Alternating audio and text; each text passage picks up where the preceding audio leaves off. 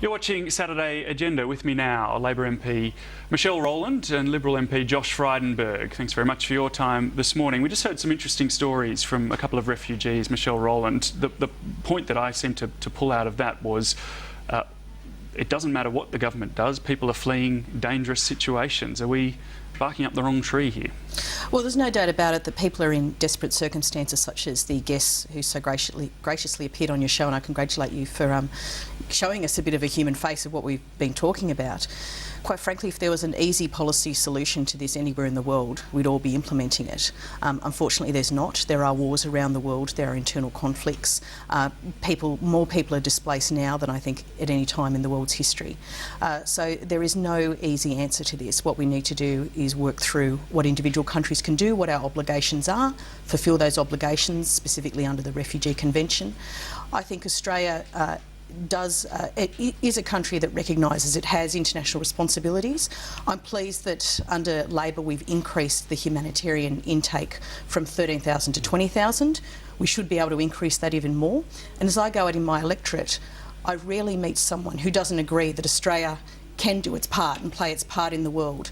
And I rarely meet someone who doesn't want us doesn't think that control of this situation is important. Australia needs to determine its policy agenda in this area, but to do so also with the humanitarian focus. Josh Frydenberg, what did you make of the stories we heard in the first half of the show, and in particular, are we? The need to stop the boats. It's obviously aimed at stopping drownings at sea and a range of other important matters as well. But what did you make of those stories earlier?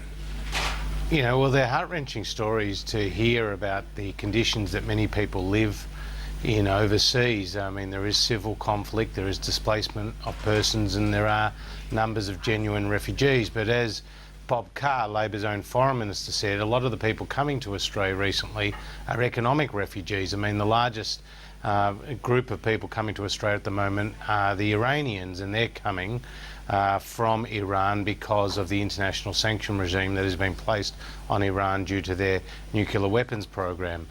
So, look, we have to Mosen ensure also said that his life was in danger, though, he thought, because he spoke out against the regime. No doubt, but there is a number of pull factors here, and the pull factors has been the unravelling of John Howard's successful border protection policies by Kevin Rudd. We can't get away from that fact, David, no matter what Kevin Rudd tries to bluff the Australian people into believing about the PNG solution. He is responsible for unwinding the successful policies that John Howard put in place. And now we've seen, even since his PNG solution, we've had more than 1,000 people come in the last week. 1,200 in the first week, Michelle Rowland. Is it failing? What's going on? Well, it's barely been in place and announced for a week. I think the important thing to note is that the Prime Minister said from the outset, our resolve will be tested. And we know for a fact that there are people who have been considering getting on boats and making that journey, have now decided not to, are reassessing what their options are. Admittedly, those options may be very limited, but I don't want one of those options, one of the end result of those options, to be at the bottom of the Indian Ocean. And we've also, we've also heard from about how we're going to actually increase those facilities. The Prime Minister's made it very clear that as those arrangements come into place, as the advertising campaign goes out, we can't have people smugglers dictating the 20% of our migration intake. Yeah, Josh Frydenberg, a response to that, perhaps particularly in relation to the advertising campaign?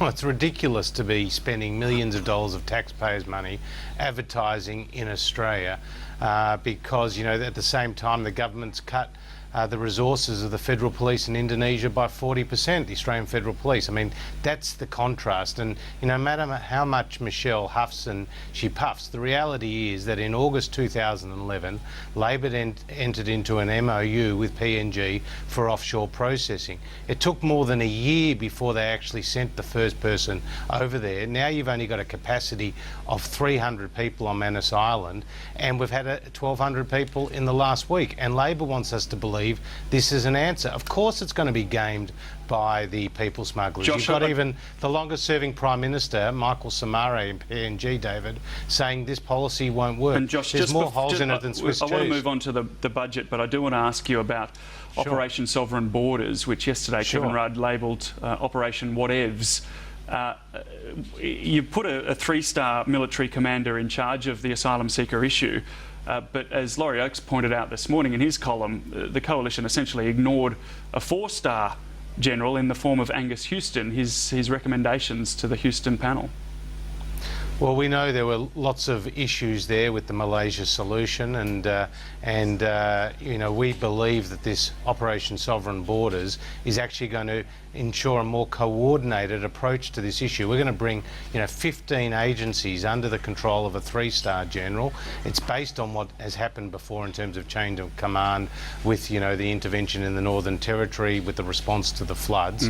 And the government's has shown, for example, with the Captain EMAD issue, where you had customs and you had the federal police and you had immigration all working on parts of that case, David, and then Captain EMAD, a people smuggler, leaving the country. Okay. So we need much better coordination. That's what's behind this policy. Can you give a response in 20 seconds before we get to the budget? Sure. What a load of rubbish. What a load of claptrap. Three-word slogans, three-star general, three-word slogans. He can't even say it with any enthusiasm, David, for God's sake. All right. Well, let's look at the budget. Treasurer Chris Bowen is facing up to $30 billion in revenue write-downs. He had a choice, either push back the surplus target or deliver some nasty cuts. It looks like he's gone for the cuts. What's the justification for that, Michelle? Always been clear on this one, David, that where responsible savings need to be made, they will be. And some of those will be hard decisions. But, we're up for the hard decisions. I'm very prepared for Chris Bowen and the ARC to take what action they deem to be necessary to do that. I'm not a member of a party who's outsourced that responsibility to Campbell Newman or Dodgy Brothers accountants or whoever else they want to use other than trusted Treasury officials. So I believe, and I'm very confident, that those responsible savings will be made. Not welcome, though, before an election when we're talking about things like putting up the price of cigarettes or lost carryback for business, cutting family tax benefits. I've never seen someone put up their hand in favour of cuts, but they're responsible savings that need to be made. Governments need to make hard decisions. We're very prepared to put out a statement before the election, updating on the budget process. Josh's party hasn't even submitted one policy for costing yet to the parliamentary budget office. Josh, I want to ask you about the costings. Yesterday, Joe Hockey saying that PFO, the pre-election fiscal outlook that was introduced by Peter Costello, now essentially can't be trusted. Why is that? Well, firstly, we've submitted more than 200 policies to the Parliamentary Budget Office, so Michelle was obviously not reading her lines right 200 there. policies. More than 200 policies. In terms of the pre-election fiscal outlook, that comes out 10 days into the election campaign. What we've been concerned about is if the government announces an economic statement now and then in a few weeks' time you have a pre-election fiscal outlook, then Treasury will be bullied into following the savings and revenue assumptions that's in that government economic statement. That's what our concern is. And, we've seen this government get its costings wrong, get its projections wrong. I mean, take, for example, it's promised more than 600 times that it would deliver a budget surplus in 2012-13. It never happened. And no matter what Chris Bowen and Kevin Rudd say about delivering a surplus in 2016-17, it will never, ever happen. You guys can't manage the economy. Industrial disputes have more than doubled. Okay. Unemployment's on the rise and debt has hit a record level. We're out of time. Josh Frydenberg, Michelle Rowland, thanks very much for your time. Thank you. And thanks for your company on Saturday Agenda. The latest news is coming up.